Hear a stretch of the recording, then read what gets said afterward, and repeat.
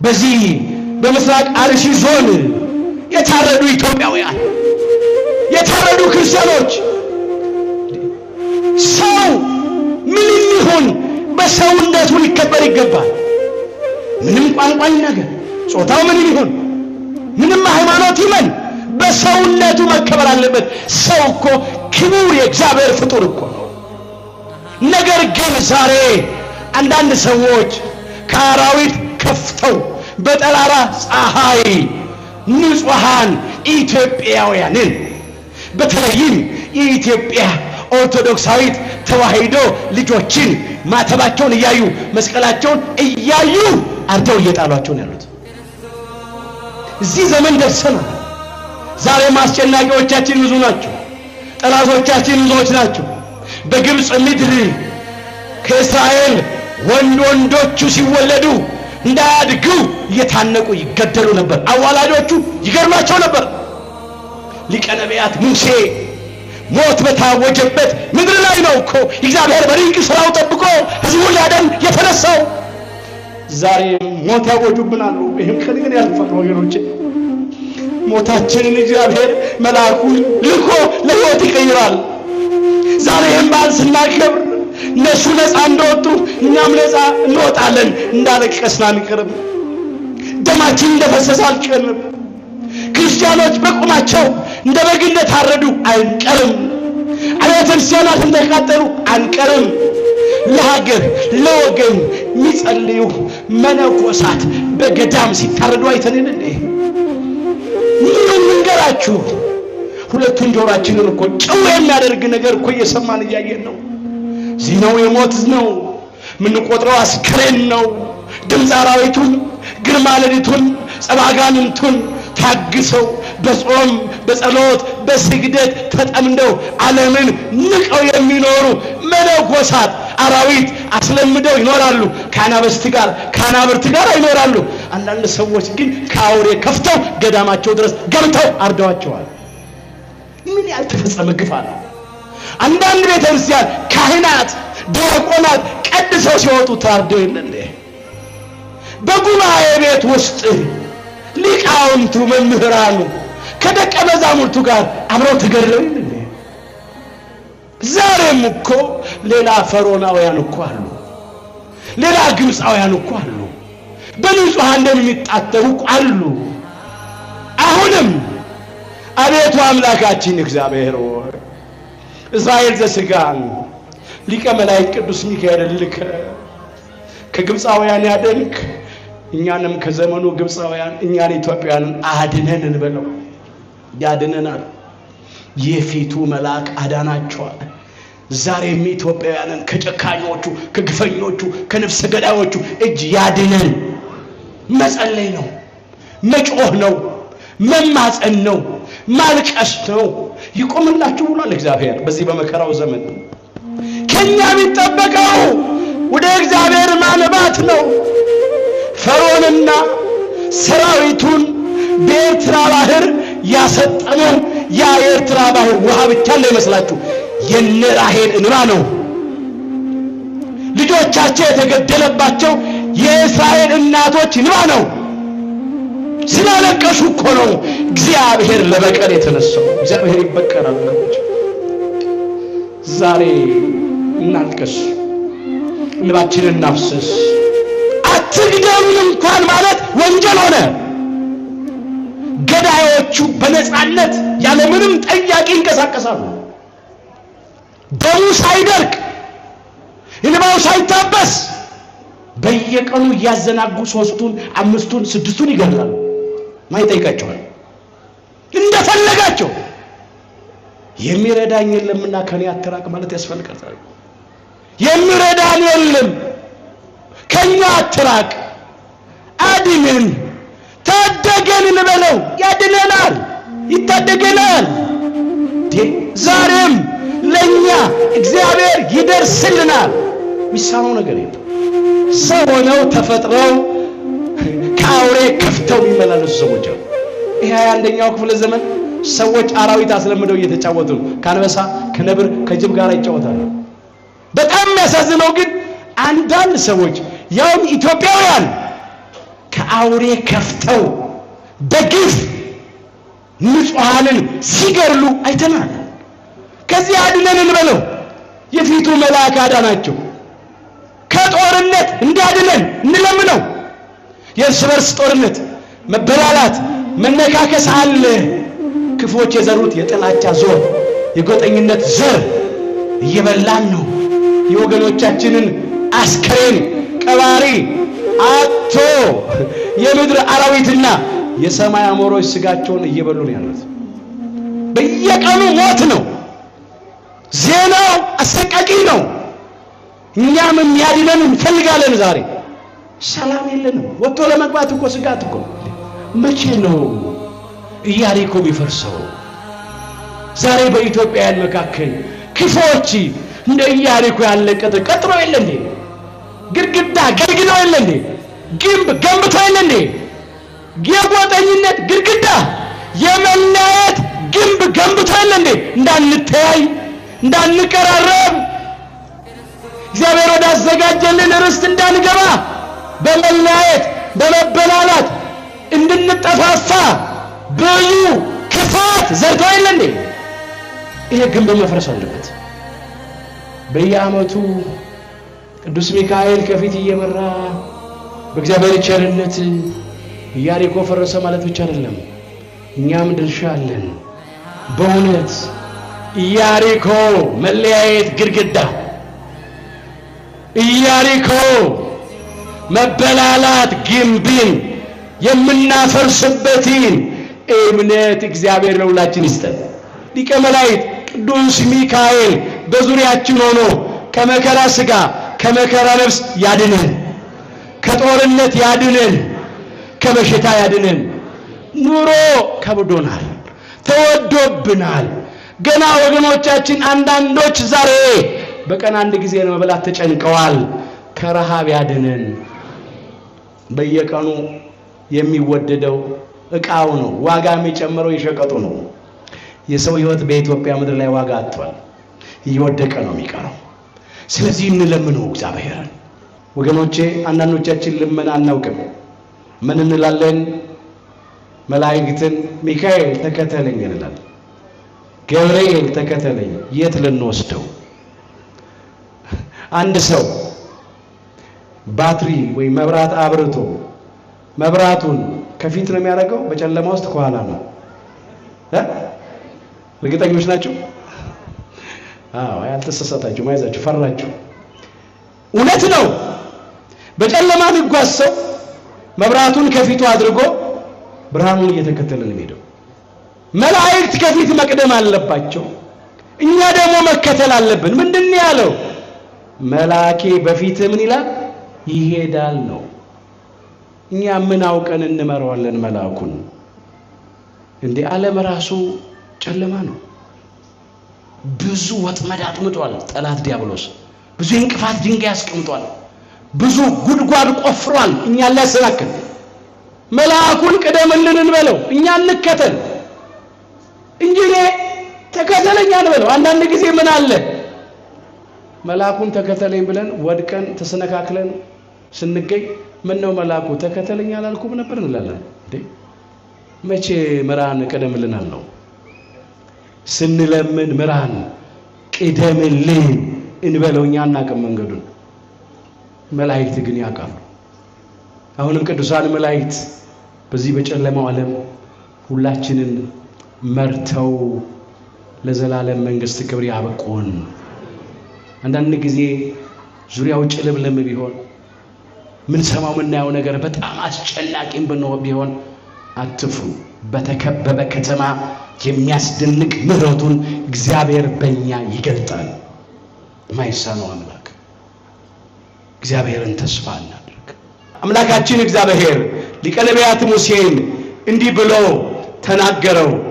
አይዞህ አለው፣ በእጅህ ባለው በትር የኤርትራን ባህር ትመታዋለህ። ባህሩ ሁለት ይከፈላል፣ እንደ ግድግዳ ይቆማል፣ እንደ ሳር ይከመራል። አንተም ሕዝቡ እንዲሻገሩ ታደርጋለህ አለው።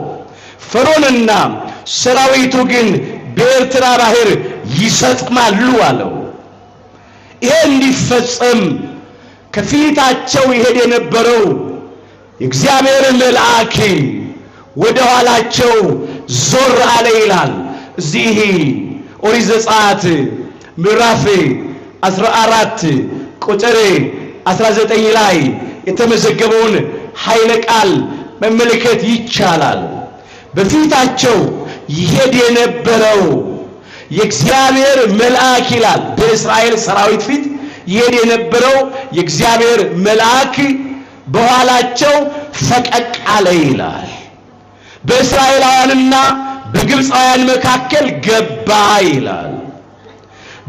ለእስራኤላውያን ሌሊቱን ሁሉ አበራላቸው ይላል። በግብፃውያን ላይ ጨለማ አደረገባቸው ይላል። ክብር ይግባው ሊቀ መላእክት ቅዱስ ሚካኤል በግብፃውያን ላይ ጨለማ አደረገ። ለእስራኤላውያን ሌሊቱን ሁሉ አበራ። ለምን? ግብፃውያንን በጨለማ ዘጋቸው፣ ከዚያ ስፍራ እንዳይንቀሳቀሱ።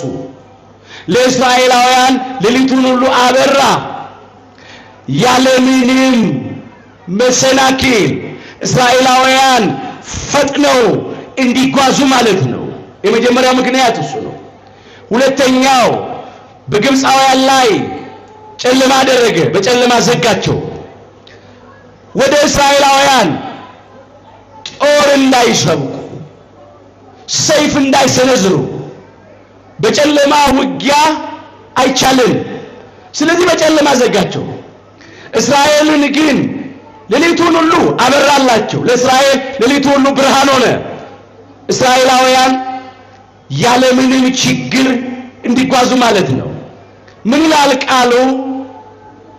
እስራኤላውያንና ግብፃውያን እርስ በርሳቸው አልተቃረቡም ይላል። ሌሊቱን ሁሉ እስራኤል እየራቁ ሄዱ፣ ግብፃውያን ግን እዚያው በጨለማ ተዘጉ። ሊቀ ነቢያት ሙሴ ከእግዚአብሔር እንደታዘዘ በያዘው ተአምራት በሚያደርግበት በትር የኤርትራን ባህር መታው። ባህሩ ለሁለት ተከፈለ፣ እንደ ግድግዳ ቆመ፣ እንደ ሳር ክምር ሆነ። እስራኤል ዘሥጋ በሙሉ ከ600,000 እግረኛ በላይ የሆኑ ማለት ነው በነጻነት የኤርትራን ባህር ተሻገሩ። ክብር ምስጋና ለአምላካችን ለእግዚአብሔር ይሁን። እስራኤል ከተሻገሩ በኋላ ለግብፃውያን ደግሞ ጨለማውን ገፈፈ መልአኩ፣ እንዲጓዙ እዚያ ባህር ውስጥ ሰጥመው እንዲቀሩ ነው። ፈርዖንና ሰራዊቱ እየገሰገሱ ወደ ኤርትራ ባህር መጡ። እስራኤላውያን እንደተሻገሩ ፈርዖን ከሰራዊቱ ጋር ሊሻገር ሞከረ ይላል። ሞኝነት ነው። የኤርትራን ባህር በጉልበት መሻገር አይቻልም። በሰራዊት ኃይል መሻገር አይቻልም። በፈረሶች መሻገር አይቻልም። የኤርትራን ባህር እስራኤል የተሻገሩት በእምነት ነው። በምንድን ነው? በእምነት ነው። በእግዚአብሔር ኃይል ነው። ሊቀ መላእክት ቅዱስ ሚካኤል ነው ያሻገራቸው። ግን ምን መሰላቸው? ፈርዖንና ሰራዊቱ ልክ እስራኤል እንደተሻገሩ ሚሻገሩ መስሏቸው ገቡ ይላል። ወደ ደረቅ ሆኖ ነበር፣ የብስ ሆኖ ነበር። ልክ ተጠቃለው ከገቡ በኋላ ያ እንደ ግድግዳ የቆመውን እንደ ሳር የተከመረውን ውሃ በነፋስ መለሰውና በፈርዖንና በሰራዊቱ በፈረሶቹም ላይ አመጣባቸው። በኤርትራ ባህር ሰጥመው ቀሩ። ዛሬ የምታያቸውን ግብፃውያንን ለዘላለም አታያቸውምና ቁሙ ማለት ይሄ ነው። ፈርዖንና ሰራዊቱ ቢሮጡ ቢገሰግሱ የእግዚአብሔርን ሕዝብ ቢያስጨንቁ እስከ ባህሩ ድረስ ነው፣ አይሻገሩ። የእግዚአብሔር ሕዝብ ግን ይሻገራል ወገኖቼ። ከዚያስ እግዚአብሔር ለእስራኤላውያን የግብፃውያንን በድኖች በኤርትራ ባህር ዳርቻ አሳየ። እስራኤልም የጠላቶቻቸው የግብፃውያንን በድኖች ባዩ ጊዜ ለእግዚአብሔርና ለእግዚአብሔር አገልጋይ ለሊቀ ነቢያት ለሙሴ ክብርን ሰጡ፣ ምስጋናን አቀረቡ። ክብር ምስጋና ለአምላካችን ለእግዚአብሔር ይሁን። በእግዚአብሔር ቸርነት በሊቀ መላእክት በቅዱስ ሚካኤል መሪነት አማላጅነት በሊቀ ነቢያት በሙሴ ጸሎት እስራኤል ተሻገሩ። ከዚያ እንዲህ እያሉ ዘመሩ። ይቀጥላል። ዘጸአት 15 ቁጥር 1 ጀምሮ ታሪኩ እንዲህ ይላል። በዚያን ጊዜ ሊቀ ነቢያት ሙሴና የእስራኤል ልጆች ለእግዚአብሔር ዘመሩ ይላል። ምን እያሉ? በክብር ከፍ ከፍ ብሏልና ለእግዚአብሔር እዘምራለሁ አሉ። ፈረሱንና ፈረሰኛውን በባህር ጣለ። ጉልበቴ ዝማሬም መድኃኒቴም እግዚአብሔር ነው፣ አመሰግነዋለሁ አለ። ክብር ምስጋና ለአምላካችን ለእግዚአብሔር ይሁን። የሊቀ ነቢያት የሙሴና የካህኑ የአሮን እህት ነቢይቱ ማርያም ከበሮን እየመታች እስራኤል ለእግዚአብሔር ክብር ዘመሩ። እስቲ በሉ ባካችሁ እግዚአብሔር በሉ። ተዋጊ ነው፣ ስሙም እግዚአብሔር ነው። እዚያ ዘጸአት 15 ቁጥር 3 ላይ ተመዘገበ አይለቃል። እግዚአብሔር ተዋጊ ነው፣ ስሙም እግዚአብሔር ነው።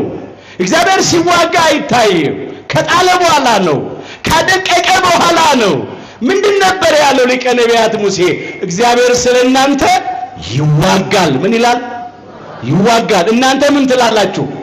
ዝም ትላላችሁ። ዝምታ በእግዚአብሔር ተስፋ ማድረግ ነው።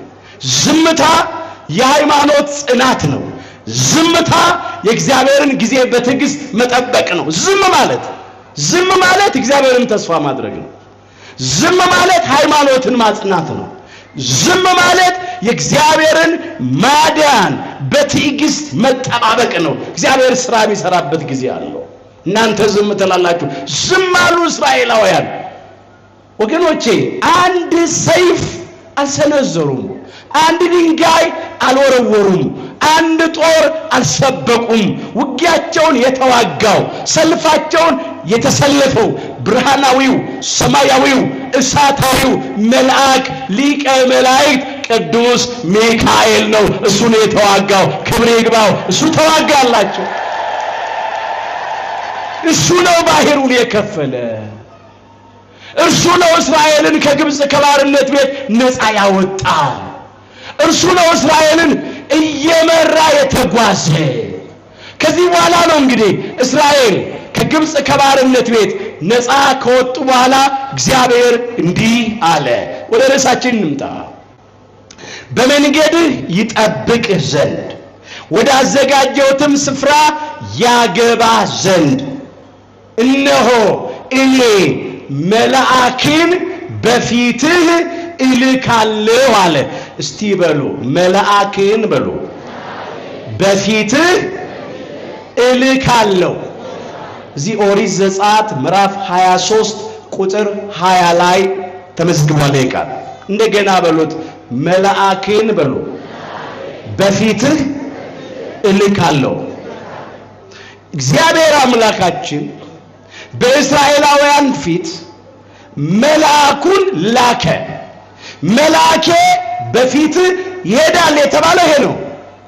ይሄ መልአክ ማን ነው ስንል ከእልፍ አእላፋት ወትልፊት አእላፋት መላእክት መካከል አንዱ የሆነው መልአክ ሊቀ መላእክት አሐዜ መንጦላይት መልአከ ምክሩ ለእግዚአብሔር ቅሩበ እግዚአብሔር መልአከ ምሕረት መጋቤ ብሉይ ቅዱስ ሚካኤል ነው። የመላእክት አለቃቸው ነው። ከሰባቱም ሊቃነ መላእክት መካከል አንዱ ነው። ሊቀ መላእክት ቅዱስ ሚካኤል እስራኤል ዘስጋን እንዴት አድርጎ እንደጠበቃቸው እናያለን።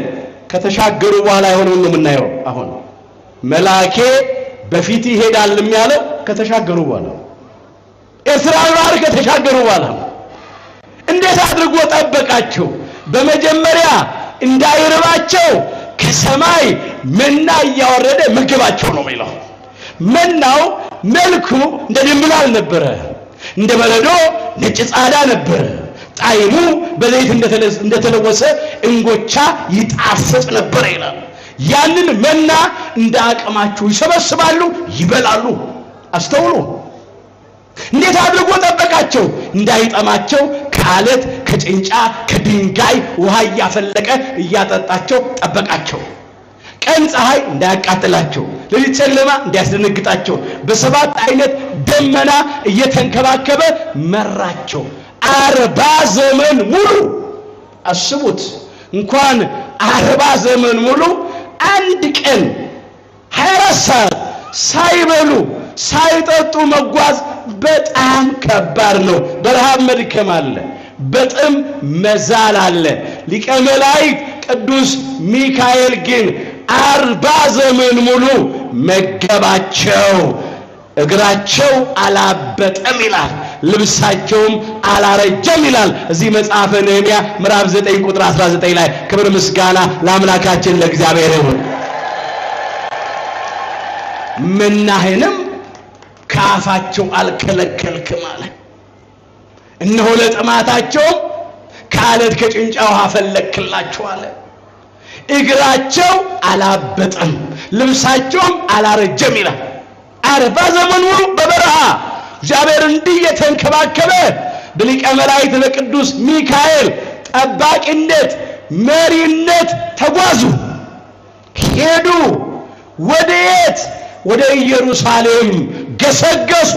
አስተውሉ ወገኖቼ፣ አምላካችን እግዚአብሔር ፈጥሮ ያለ ጠባቂ አልተወንም አይተወንም። በብሉይ ኪዳን እስራኤል ዘሥጋን እንዲጠብቃቸው እግዚአብሔር ለእስራኤል ዘሥጋ ቅዱስ ሚካኤልን እንደሰጣቸው በአዲስ ኪዳን እስራኤል ዘነፍስ ስለምንባል ለአዲስ ኪዳን እስራኤሎች ለኛ ለክርስቲያኖችም እግዚአብሔር ቅዱስ ሚካኤልን ሰጥቶናል። እንዲህ ተብሎ ስለተመዘገበ እስቲ በሉ ከኔ ጋራ ስለ ሕዝብ ልጆች በሉ። የሚቆመው ታላቁ አለቃ ሚካኤል ይነሳል። ትንቢተ ዳንኤል ምዕራፍ 12 ቁጥር 1 አስተውላችሁ ተከታተሉ። በዚያም ዘመን ይላል። በዚያ ዘመን ያለው ወደፊት ሊሆን ስላለው ነገር ነው። ነብዩ ቅዱስ ዳንኤል ከእግዚአብሔር አግኝቶ ትንቢት ሲናገር ነው። በዚያ ዘመን ያለው በመጨረሻው ዘመን ዋዜማ ትንቢት በሚፈጸምበት ምሳሌ በሚደርስበት ዘመን አውሬው ሐሳዊ መሲህ ሐሰተኛው ክርስቶስ በሚሰለጥንበት ጊዜ ነውሩ እንደ ክብር፣ ኃጢአቱ እንደ ጽድቅ፣ ርኩሰቱ እንደ ቅድስና፣ ክህደቱ እንደ እምነት፣ የሞት ሥራ እንደ ሕይወት ሥራ ተቆጥሮ በአደባባይ ላይ በሚፈጸምበት ዘመን ማለት ነው። በዚያ ባስጨናቂው በመከራው ዘመን ማለት ነው። በዚያ ዘመን አለ ስለ ሕዝብህ ልጆች። ስለማን አለ? ስለ ሕዝብ ልጆች። እዚህ ላይ አሁን በአዲስ ኪዳን የሕዝብ ልጆች የሚባሉ ክርስቲያኖች ናቸው። ክርስቲያኖች ነን። ወንዶቹ በ40 ቀን፣ ሴቶቹ በ80 ቀን ከማኅፀነ ዮርዳኖስ ከጸጋ መንፈስ ቅዱስ ዳግም በጥምቀት ተወልደን በሜሮን ከብረን የአምላክን ቅዱስ ሥጋና ክቡር ደም ተቀብለን እግዚአብሔርን በልጅነት ክብር አይተናል። ለመንግሥተ ሰማያት ክብር ታይተናል። በእውነት የእግዚአብሔር ልጆች የምንባል እኛ ነን። እኛ ልጆቹ ነን። እርሱም ደግሞ አባታችን ነው። ክብር ይግባው አምላካችን እግዚአብሔር። ሁልጊዜ አባታችን ሆይ ነው የምንለው። ስለ ሕዝብህ ልጆች፣ ስለኛ ስለ ክርስቲያኖች የሚቆም አለ የሚቆምልን ቅዱስ ሚካኤል ይነሳል። ለእስራኤል ዘሥጋ በብሉይ ኪዳን ቆመ፣ ጠበቃቸው፣ ምድርስትን አደረሳቸው።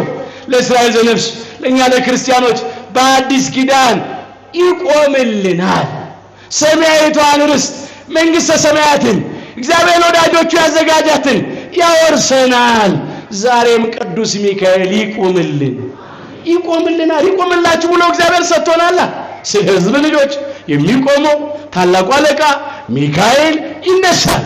አንድ ደካማ ሰው፣ የተገፋ የተበደለ አቅም የሌለው ሰው ምን ያቆማል? ጠበቃ ያቆማል። ከዚያ እስከ ባላጋራው ጋር ተሟግቶ ሊረታኮን ጠበቃው እሱን ወክሎ ይከራከራል፣ ይሟገታል በፍርድ ቤት። ያውም ጠበቃው ገንዘብ ተከፍሎትለት ነው ለዚያ ለተበደለው ለተገፋው ሰው የሚቆምለት ጥብቅና። አምላካችን እግዚአብሔር ግን ጠላታችሁ ዲያብሎስ ብርቱ ነው፣ ኃያል ነው፣ ብቻችሁን አትችሉትም፣ የሚቆምላችሁ ቅዱስ ሚካኤልን ሰጠኋችሁ፣ ቅዱስ ሚካኤል ይቆምላችሁ አለን። ክብር ምስጋና ለአምላካችን ለእግዚአብሔር። ይቆምላችሁ። መጋቤ ብሉይ ወተራዳይ ሐዲስ ነው። በብሉይ ኪዳን እስራኤልን ጠብቋል፣ ረድቷል፣ አድኗል፣ ታድጓል። በሐዲስ ኪዳን ደግሞ ከሊቀ መላእክት ከቅዱስ ገብርኤል ጋር ሆኖ እኛን ይጠብቀናል፣ ያድነናል፣ ይታደገናል። በቃል ኪዳኑ መተማመን ብቻ ነው። ይቆምላችሁ ብሏል። ሰው ቅዱስ ሚካኤልን አልፈልግም ካለ የሚቆምልኝ፣ የሚረዳኝ፣ የሚያድነኝ እግዚአብሔር የሰጠኝን አልፈልግም ማለት እኮ። ሌላ እኮ ምን ማለት እኮ አይደለም። ትርጉሙ እኮ ነው። እስቲ በሉ የፊቱ መልአክ በሉ አዳናቸው። እዚህ በትንቢተ ኢሳይያስ ምዕራፍ 63 ቁጥር 9 ጀምሮ የተመዘገበ ኃይለ ነው። በጭንቃቸው ሁሉ እሱ ተጨነቀ ይላል። የፊቱን መልአክ አዳናቸው ይላል። በፍቅርና በርህራሄ ተቤዣቸው ይላል። በቀደመውም ዘመን አንስቶ ተሸከማቸው ይላል። ከፍ ከፍ አደረጋቸው ሲል ነው። የፊቱ መልአክ አዳናቸው ምን ማለት ነው? በፊታቸው ይሄድ የነበረው ሊቀ መላእክት ቅዱስ ሚካኤል እስራኤል ዘስጋን ከመከራ አዳናቸው፣ ከጠላቶቻቸው አዳናቸው፣ ከረሃብ ከጥም አዳናቸው ማለት እኮ ነው። የፊቱ መልአክ አዳናቸው። ዛሬም ሚረዳን የሚያድነን ጠፍቷልና እስራኤል ዘስጋን ከጠላቶቻቸው ካስጨናቂዎቻቸው እጅ ቅዱስ ሚካኤል እንዳዳናቸው እኛንም ያድነን። የሚያስጨንቁን ብዙዎች ናቸው። የዘመኑ ግብፃውያን ያስጨንቁናል። ፈርዖንና ሰራዊቱ እስራኤል ዘስጋ እንዳስጨነቁ ዛሬም ያስጨንቁናል። ፈርዖናውያን አሉ፣ ነፍሰ ገዳዮች፣ ጨካኞች፣ በንጹሃን ደም የሚታጠቡ አሉ። ኢአማንያን፣ አረማውያን፣ አሕዛብ አሉ። እግዚአብሔርን ማይፈሩ፣ ሰውን የማያፍሩ፣ ሆዳቸው አምላካቸው፣ ክብራቸው መኖራቸው፣ ሐሳባቸው ምድራዊ፣ መጨረሻቸው ጥፋት የሆኑ ክርስቲያኖችን እንደ በግ እንደ ዶሮ የሚያርዱ አሉ። ሰው ያወቀው ፀሐይ የሞቀው የአደባባይ ምስጢር እኮ ነው። እኔ መጽሐፍ ጠቅሼ ከመነግራችሁ በላይ ራሱ እኮ ዘመኑ ይናገራል። ዘመኑን መዋጀት እኮ ነው። እኔ የቅርብ ጊዜው እንኳን ትዝ አይለንም እንዴ? በዚህ በምስራቅ አርሲ ዞን የታረዱ ኢትዮጵያውያን፣ የታረዱ ክርስቲያኖች። ሰው ምንም ይሁን በሰውነቱ ሊከበር ይገባል። ምንም ቋንቋ ይናገር፣ ጾታው ምንም ይሁን፣ ምንም ሃይማኖት ይመን፣ በሰውነቱ መከበር አለበት። ሰው እኮ ክቡር የእግዚአብሔር ፍጡር እኮ ነው። ነገር ግን ዛሬ አንዳንድ ሰዎች ከአራዊት ከፍተው በጠራራ ፀሐይ ንጹሃን ኢትዮጵያውያንን በተለይም የኢትዮጵያ ኦርቶዶክሳዊት ተዋሕዶ ልጆችን ማተባቸውን እያዩ መስቀላቸውን እያዩ አርደው እየጣሏቸው ነው ያሉት። እዚህ ዘመን ደርሰናል። ዛሬ ማስጨናቂዎቻችን ብዙ ናቸው። ጠላቶቻችን ብዙዎች ናቸው። በግብፅ ምድር ከእስራኤል ወንዶቹ ሲወለዱ እንዳያድጉ እየታነቁ ይገደሉ ነበር። አዋላጆቹ ይገርማቸው ነበር። ሊቀ ነቢያት ሙሴ ሞት በታወጀበት ምድር ላይ ነው እኮ እግዚአብሔር በድንቅ ስራው ጠብቆ ሕዝቡን ሊያድን የተነሳው። ዛሬ ሞት ያወጁብናል። ይህም ቀን ግን ያልፋል ወገኖቼ። ሞታችንን እግዚአብሔር መልአኩን ልኮ ለሕይወት ይቀይራል። ዛሬም በዓል ስናከብር እነሱ ነፃ እንደወጡ እኛም ነፃ እንወጣለን። እንዳለቀስን አንቀርም። ደማችን እንደፈሰሰ አልቀርም። ክርስቲያኖች በቁማቸው እንደ በግ እንደታረዱ አንቀርም። አብያተ ክርስቲያናት እንደተቃጠሉ አንቀርም። ለሀገር ለወገን የሚጸልዩ መነኮሳት በገዳም ሲታረዱ አይተን እንዴ? ምኑን ልንገራችሁ? ሁለቱን ጆሮአችንን እኮ ጭው የሚያደርግ ነገር እኮ እየሰማን እያየን ነው። ዜናው የሞት ነው፣ ምንቆጥረው አስክሬን ነው። ድምፅ አራዊቱን፣ ግርማ ሌሊቱን፣ ጸባጋንንቱን ታግሰው በጾም በጸሎት በስግደት ተጠምደው ዓለምን ንቀው የሚኖሩ መነኮሳት አራዊት አስለምደው ይኖራሉ። ከአናብርት ጋር ይኖራሉ። አንዳንድ ሰዎች ግን ከአውሬ ከፍተው ገዳማቸው ድረስ ገብተው አርደዋቸዋል። ምን ያልተፈጸመ ግፍ አለ? አንዳንድ ቤተክርስቲያን ካህናት ዲያቆናት ቀድሰው ሲወጡ ታርደው የለ እንዴ? በጉባኤ ቤት ውስጥ ሊቃውንቱ መምህራኑ ከደቀ መዛሙርቱ ጋር አብረው ተገድለው የለ እንዴ? ዛሬም እኮ ሌላ ፈሮናውያን እኮ አሉ፣ ሌላ ግብፃውያን እኮ አሉ፣ በንጹሃን ደም የሚጣጠቡ አሉ። አሁንም አቤቱ አምላካችን እግዚአብሔር ሆይ እስራኤል ዘሥጋን ሊቀ መላእክት ቅዱስ ሚካኤል ልከ ከግብፃውያን ያደንክ እኛንም ከዘመኑ ግብፃውያን እኛን ኢትዮጵያውያን አድነን እንበለው። ያድነናል። የፊቱ መልአክ አዳናቸዋል። ዛሬም ኢትዮጵያውያንን ከጨካኞቹ ከግፈኞቹ ከነፍሰ ገዳዮቹ እጅ ያድነን። መጸለይ ነው፣ መጮህ ነው፣ መማፀን ነው፣ ማልቀስ ነው። ይቆምላችሁ ብሏል እግዚአብሔር በዚህ በመከራው ዘመን። ከኛ የሚጠበቀው ወደ እግዚአብሔር ማንባት ነው። ፈርዖንና ሰራዊቱን በኤርትራ ባህር ያሰጠመው ያ የኤርትራ ባህር ውሃ ብቻ እንዳይመስላችሁ የነ ራሔል እንባ ነው። ልጆቻቸው የተገደለባቸው የእስራኤል እናቶች እንባ ነው። ስላለቀሱ እኮ ነው እግዚአብሔር ለበቀል የተነሳው። እግዚአብሔር ይበቀላል ወገኖች። ዛሬ እናልቅስ፣ እንባችንን እናፍስስ። ሕፃናት ወላጆቻቸውን የሚያሸንፉበት ጉልበታቸው ለቅሷቸው ነው፣ እንባቸው ነው። አልቅሰው ከለመኑ ወላጆች ለልጆች የሚከለክሉት ነገር የለም። እስከ ጠቀማቸው ድረስ ይሰጣሉ። የለመኑትም ብቻ አይደለም፣ ከለመኑትም በላይ ወላጆች ለልጆች ይሰጣሉ። እኛም ለእግዚአብሔር ሕፃናት ነን። አምላካችን ከእናት ይልቅ እናት ነው፣ ከአባትም ይልቅ አባት ነው።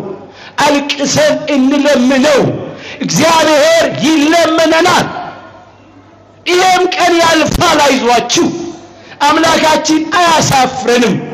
አንዳንዴ ጨለማው የማይበራ ይመስል ይሆናል፣ ሌሊቱ የማይነጋ ይመስል ይሆናል፣ ቀኑ የማያልፍ ይመስል ይሆናል። ነገር ግን ከጮህን ከተማጸንን እግዚአብሔር ሌሊቱንም ያነጋዋል፣ ጨለማውንም ያበራዋል። በእውነት ያድነናል፣ ይታደገናል።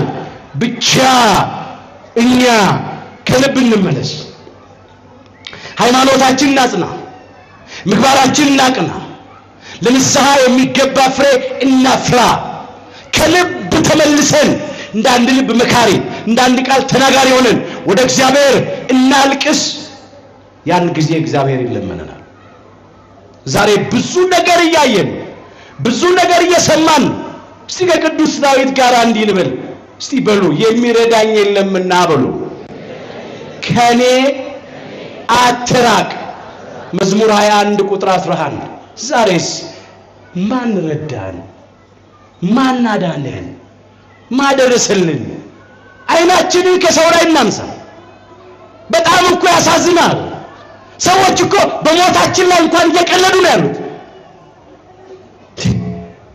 አትግደሉን እንኳን ማለት ወንጀል ሆነ። ገዳዮቹ በነፃነት ያለምንም ጠያቂ ይንቀሳቀሳሉ። ደሙ ሳይደርቅ እንባው ሳይታበስ በየቀኑ እያዘናጉ 3ቱን 5ቱን 6ቱን ይገድላሉ። ማይጠይቃቸዋል እንደፈለጋቸው። የሚረዳኝ የለምና ከኔ አትራቅ ማለት ያስፈልጋል።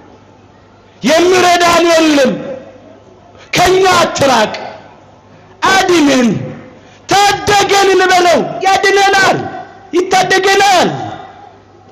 ዛሬም ለኛ እግዚአብሔር ይደርስልናል። ሚሳነው ነገር የለም። ብቻኛ ከልብ እንመለስ። ችግሩ እኛም አይኖቻችንን ወደ ሌላ ቦታ እያነየን ነው። ከሌላ ቦታ እየጠበቀን ነው መዳን። ከዛ አይገኝም። የሰው ማዳን ከንቱ ነው። ማዳን የማን ነው? የእግዚአብሔር ነው። የሰው ማዳን ከንቱ ነው። ወደ እግዚአብሔር እንጩ። ሁል ጊዜ እንዲህ እንበል። እስቲ ከኔ ጋር በሉ፣ የምትገዛልህን ነፍስ በሉ ለአራዊት አትስጣት፣ የችግረኞችንም ነፍስ ለዘወትር አትርሳ። መዝሙር 73 ቁጥር 19 ክቡር ዳዊት ስለ ወገኖቹ ስለ እስራኤል ዘሥጋ ተገብቶ ከእንባ ጋር የዘመረው መዝሙር ነው።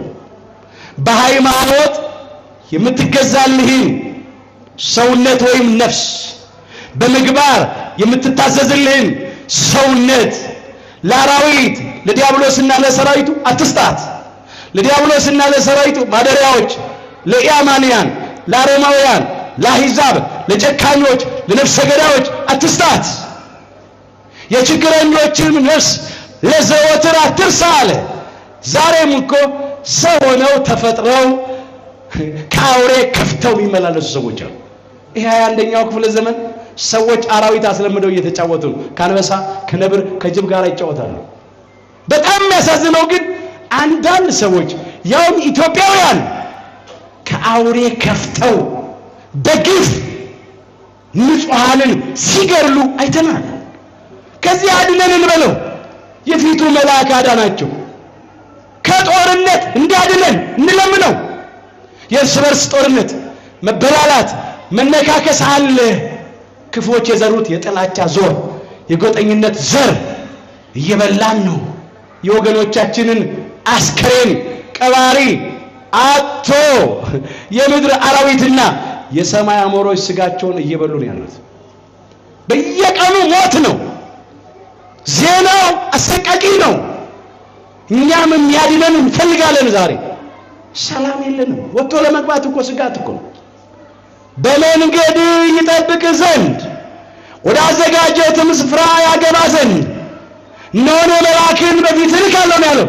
መልአኬ በፊትህ ይሄዳል። መልአኩ በፊታችን ከሄደ እንቅፋቱ ይወገዳል። ወገኖች በሰላም ወጥተን በሰላም እንገባለን። ለምን? ይጠብቀናል። እግዚአብሔር መልአክ ይረዳናል። በመንገድ ሁሉ ይጠብቁ ዘንድ መላእክቱን ስላንተ ያዛቸዋል ይላል። እግሮችህም በድንጋይ እንዳይሰናከሉ በእጆቻቸው ያነሱሃል ይላል። መዝሙር 90 ቁጥር 11 ላይ ዛሬም አምላካችን እግዚአብሔር ጠባቂ ቅዱሳን መላእክትን ሰጥቶናልና በቅዱሳን መላእክቱ ተጠብቀን እንድንኖር ይርዳን። እንመን፣ አንጠራጠር። እያንዳንዳችን ጠባቂ መላእክት አሉ። ቀን አንድ ሌሊት አንድ የሚጠብቀን መልአክ አለ። እግዚአብሔር እኮ ፈጥሮ ያለ ጠባቂ አልተወንም። አቅማችንን ስለሚያውቅ ድካማችንን ስለሚያውቅ የሚጠብቁን የሚረዱን ቅዱሳን መላእክት ተሰጥተውናል። በእነሱ እንተማመን። የእግዚአብሔር መልአክ በሚፈሩት ሰዎች ዙሪያ ይሰፍራል ያድናቸውማል ይላል መዝሙር 33 ቁጥር 7 ላይ። የእግዚአብሔር መልአክ እንደ ቅዱስ ሚካኤል ያለው እግዚአብሔርን በሚፈሩ እግዚአብሔርን በሚወዱ በሚያመልኩ ዙሪያ ይሰፍራል፣ ይከባል፣ ይከትማል፣ ያድናቸውማል። ዛሬም ሊቀ መላእክት ቅዱስ ሚካኤል በዙሪያችን ሆኖ ከመከራ ሥጋ ከመከራ ነፍስ ያድነን፣ ከጦርነት ያድነን፣ ከበሽታ ያድነን። ኑሮ ከብዶናል፣ ተወዶብናል። ገና ወገኖቻችን አንዳንዶች ዛሬ በቀን አንድ ጊዜ ለመብላት ተጨንቀዋል። ከረሃብ ያድነን። በየቀኑ የሚወደደው ዕቃው ነው። ዋጋ የሚጨምረው የሸቀጡ ነው። የሰው ሕይወት በኢትዮጵያ ምድር ላይ ዋጋ አጥቷል። እየወደቀ ነው የሚቀረው። ስለዚህ እንለምነው እግዚአብሔርን። የመጀመሪያው ነገር ይሄ ነው። እስራኤልን ነፃ ያወጣ ቅዱስ ሚካኤል እኛንም ያወጣናል። እስራኤልን በመንገዳቸው ይመራ እኛንም ይመራናል። ለኢያሱ ለነዌ ቅዱስ ሚካኤል የቆምከበት ስፍራ የተቀደሰ ነውና ጫማህን ከእግር አውልቃል። ለጊዜው በቆሙ ጫማውን አውልቋል። በዚህ በኩል እኛም ችግር የለብንም። ክርስቲያኖች ወደ ቤተክርስቲያን ስንገባ ቦታው የተቀደሰ ነው፣ እግዚአብሔርን ቤት አክብረን ጫማ እናወልቃለን፣ ይገባል። ግን ጫማው ብቻ አይደለም መውለቅ ያለበት፣ ከልቡናችን እግሮች ላይ መውለቅ ያለበት ጫማ አለ። አንዳንዶቻችን በልቡናችን እግር ላይ አምልኮተ ጣዖት ተጫምተናል፣ መውለቅ አለበት። የዝሙት ጫማ የተጫመትናለን፣ በሲሰኝነት የምንመላለስ እንደ ውሻ የምንልከሰከስ ከዚህም ከዚያ የምንደርስ መቅደስ አካላችን በዝሙት ያረከስናለን። ይሄ መውለቅ አለበት። የጎጠኝነት ጫማ ተጫምተን ወደ ቤተክርስቲያን እንገባለን፣ ክርስቲያኖች ነን እንላለን። የጎጠኝነት ጫማ መውለቅ አለበት። የቂም የበቀልን ጫማ ከልቡናችን እግር ላይ እናውልቅ። የሲጋራ፣ የጫት፣ የአሽሽ፣ የአልኮል መጠጥ ሱስ ጫማ ከእግረ ልቡናችን ላይ ይውለቅ። ፍርድ ከማጓደል፣ ድሃ ከመበደል፣ ጉቦ ከመቀበል፣ ሰነድ ከመሰረዝ፣ ከመደለዝ፣ በሚዛን ከማጭበርበር እንመለስ። ምን ይመስላል እኛስ በልቡናችን እግሮች ላይ የተጫመትነው ጫማ? እግራችን ላይ ያለውን አፋሩን ውጫውን ጫማ አውልቀን በላስቲክ አድርገን ይዘን እንገባለን ወደ ቤተክርስቲያን። የሚያሳዝነው ግን የኃጢአቱን ጫማ፣ የርኩሰቱን፣ የነውሩን ጫማ እንደተጫመትን እንገባለን። አሁን እሱን አውልቆ ነው የሚለው ቅዱስ ሚካኤል። ይሄን በዓል ስናከብር ዛሬ ማድረግ ያለብን የነውርን፣ የስጋን ስራ፣ የጨለማን ስራ፣ ማንኛውንም የኃጢአት ስራ ጫማ ሁሉ ከእግረ ልቡናችን ላይ አውልቀን መሆን አለበት። የሰላምን ወንጌል ተጫምተን፣ ፍቅርን ተጫምተን፣ ትህትናን፣ ቅድስናን፣ ንጽህናን፣ ይቅርባይነትን፣ የዋህነትን፣ ታማኝነትን፣ ደግነትን፣ ለተራበ ማጉረስን፣ ለታረዘ ማልበስን፣ ለተጠማ ማጠጣትን፣ ለድሃ ቸርነት ማድረግን ይህንን መጫመት፣ በደሉን፣ ኃጢአቱን፣ ነውሩን፣ ርኩሰቱን ግን እያወለቁ መጣል። አምላካችን እግዚአብሔር ከልቡናችን እግሮች ላይ የኃጢአትን ጫማ ሁሉ አውልቆ ይጣልልን። ይሄንን አድርጎ ማክበር። ሌላው የኢያሪኮን ቅጥር ቅዱስ ሚካኤል አፈረሰው። የእስራኤላውያንም ግን አስተዋጽኦ አለበት። ምን አድርገዋል? ጸልየዋል። ዑደት እያደረጉ እግዚኦ ብለዋል። ታቦቱን አክብረው 7 ቀን 6 ቀን አንዳንድ ጊዜ ዑደት አደረጉ፣ ዞሩ። በሰባተኛው ቀን 7 ጊዜ ዞሩ። አሁን በዓል ስናከብር ዑደት እናደርጋለን፣ 3 ጊዜ ዑደት እናደርጋለን። ጥሩ ነው። ታቦት አክብረን መቼ ነው ኢያሪኮ የሚፈርሰው? ዛሬ በኢትዮጵያውያን መካከል ክፎች እንደ ኢያሪኮ ያለ ቅጥር ቀጥሮ የለ እንዴ? ግድግዳ ገድግዶ የለ እንዴ? ግንብ ገንብቶ የለ እንዴ? የጎጠኝነት ግድግዳ፣ የመለያየት ግንብ ገንብቶ የለ እንዴ? እንዳንተያይ፣ እንዳንቀራረብ፣ እግዚአብሔር ወዳዘጋጀልን ርስት እንዳንገባ፣ በመለያየት በመበላላት እንድንጠፋፋ ብዙ ክፋት ዘርተው የለ እንዴ? ይሄ ግንብ መፍረስ አለበት። በየዓመቱ ቅዱስ ሚካኤል ከፊት እየመራ በእግዚአብሔር ቸርነት ኢያሪኮ ፈረሰ ማለት ብቻ አይደለም፣ እኛም ድርሻ አለን። በእውነት ኢያሪኮ መለያየት ግድግዳ፣ ኢያሪኮ መበላላት ግንብን የምናፈርስበትን እምነት እግዚአብሔር ለሁላችን ይስጠን። ኢያሪኮም የፈረሰው በእምነት ነው። አንዳንድ ሰዎች ኢያሪኮ በእልልታ ፈርሷል ይላሉ። ያችን ብቻ ይዘው እልልታ ብቻውን አያፈርስም። ሶማ ብዙ ጊዜ እልልን ይልል እንደ መቼ እልልታ ጠፋ? ምን እልልታ ብቻ? ማህሌቱ አለ፣ ሰዓታቱ አለ፣ ኪዳኑ አለ፣ ቅዳሴው አለ፣ ዝማሬው አለ፣ አገልግሎቱ አለ፣ በዓል ማክበሩ አለ። ምን ጎደለ? ግን ያለ እምነት ከሆነ፣ ያለ በጎ ምግባር፣ ያለ ጽድቅ ስራ ከሆነ፣ ያለ ፍቅር ከሆነ፣ ያለ ንጽህና፣ ያለ ቅድስና፣ ያለ ንስሐ ከሆነ ግን ምንም ከደመና በታች እልልታ ብቻ አይደለም ያፈርሰው።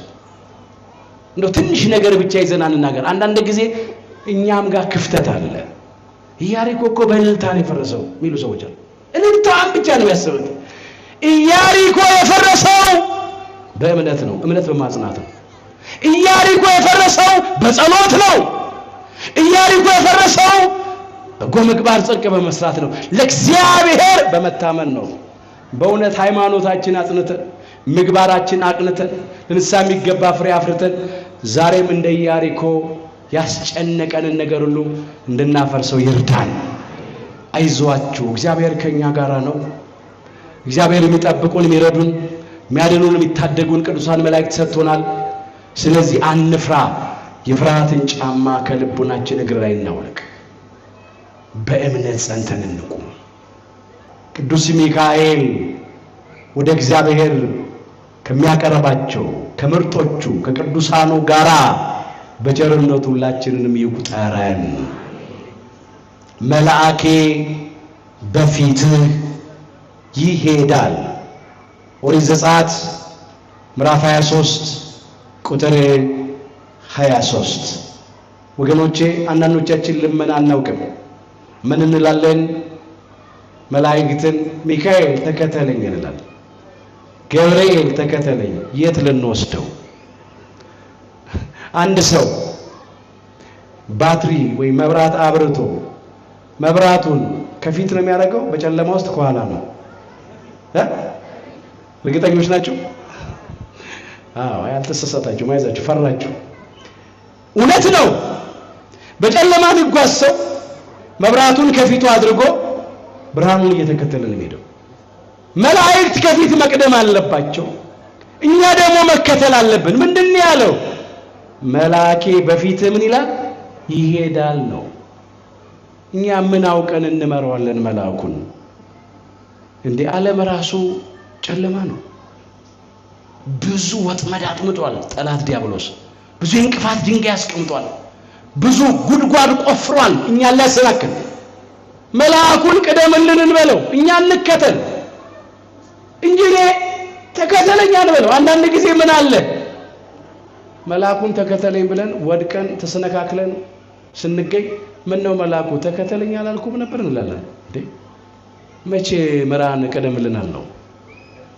ስንለምን ምራን ቅደምልን እንበለው። እኛ አናውቅም መንገዱን፣ መላእክት ግን ያውቃሉ። አሁንም ቅዱሳን መላእክት በዚህ በጨለማው ዓለም ሁላችንን መርተው ለዘላለም መንግስት ክብር ያበቁን። አንዳንድ ጊዜ ዙሪያው ጭልምልም ቢሆን ምን ሰማው ምናየው ነገር በጣም አስጨናቂም ቢሆን አትፍሩ። በተከበበ ከተማ የሚያስደንቅ ምሕረቱን እግዚአብሔር በእኛ ይገልጣል። ማይሳነው አምላክ እግዚአብሔርን ተስፋ እናድርግ። መልአኬ በፊትህ ይሄዳል። ኦሪት ዘጸአት ምዕራፍ 23 ቁጥር 23። ሊቀ መላእክት ቅዱስ ሚካኤል በፊታችን ቀድሞ እየመራን ሁላችንን በቃል ኪዳኑ በምልጃው ለመንግስተ ሰማያት ክብር ያብቃን። የሁላችንንም መጨረሻችንን አምላካችን እግዚአብሔር በቸርነቱ ያሳምርልን። ይቆየን።